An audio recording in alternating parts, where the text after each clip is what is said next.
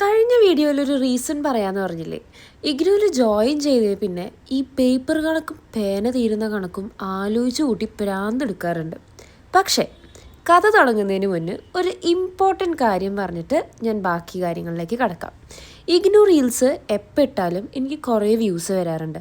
അതിൻ്റെ കൂടെ തന്നെ എനിക്ക് കുറേ കോമൻസ് വരാറുണ്ട്. എന്ത് പറഞ്ഞ് ഞാൻ അസൈൻമെൻറ്റ് എഴുതി തരാം എന്ന് പറഞ്ഞ് കുറേ പേജുകൾ. ഇത് ഞാൻ വിശ്വസിക്കണ്ട എന്ന് പറയാൻ മാത്രം ആരുമല്ല. പക്ഷേ എല്ലാം ഒന്ന് 2 തവണ ചിന്തിച്ചിട്ട് വേണം ഏത് കാര്യവും ചെയ്യാനായിട്ട്. അപ്പോൾ ഇനി ബാക്ക് ടു ദ പോയിന്റ്. എക്സാമിന് ഒരു 2 മാസം മുന്നാണ് നമ്മൾ അസൈൻമെൻറ്റ് സബ്മിറ്റ് ചെയ്യേണ്ടത്. നിങ്ങളുടെ റീജിയണൽ സെൻറ്റർ ഏതാണോ അവിടേക്കാണ് നമ്മൾ സബ്മിറ്റ് ചെയ്യേണ്ടത്. മിനിമം ഒരു 30-40 പേജസ് എഴുതിയാലാണ് എനിക്ക് തോന്നുന്നത് ഒരു തരക്കേടില്ലാണ്ട് ഗ്രേഡ് കിട്ടുള്ളൂ. ഓരോ സ്റ്റഡി സെൻറ്ററും ഓരോ രീതിക്കായതുകൊണ്ട് ഞാൻ എൻ്റെ സ്റ്റഡി സെൻറ്ററായ SH തേവരയുടെ കാര്യം പറയാം കേട്ടോ.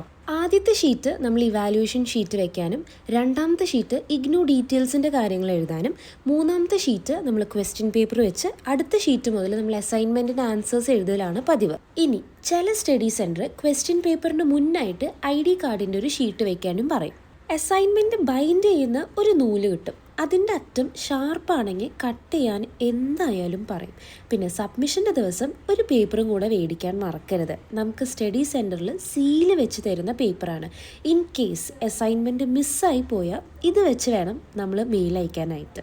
അസൈൻമെൻറ്റിനെ പറ്റി പറയായാലും പ്രൊജക്റ്റിനെ പറ്റി പറയായാലും ഇഗ്നോ ഡീറ്റെയിൽസിനെ പറ്റി പറയായാലും കുറേ അധികം കാര്യങ്ങളുണ്ട്. റീൽസിലിടാനുള്ള പരിമിതി കണക്ക് 1-2 മിനിറ്റ് ആയതുകൊണ്ട് ഒരു പൂർണ്ണത കിട്ടാതെ വരും. അതുകൊണ്ട് തന്നെ ഞാൻ യൂട്യൂബിൽ ഇതിനെപ്പറ്റി ഒരു ഡീറ്റെയിൽഡ് വ്ളോഗ് ഒരു 2 വീക്സിനുള്ളിൽ ഇടാം എന്നാണ് വിചാരിക്കുന്നത്.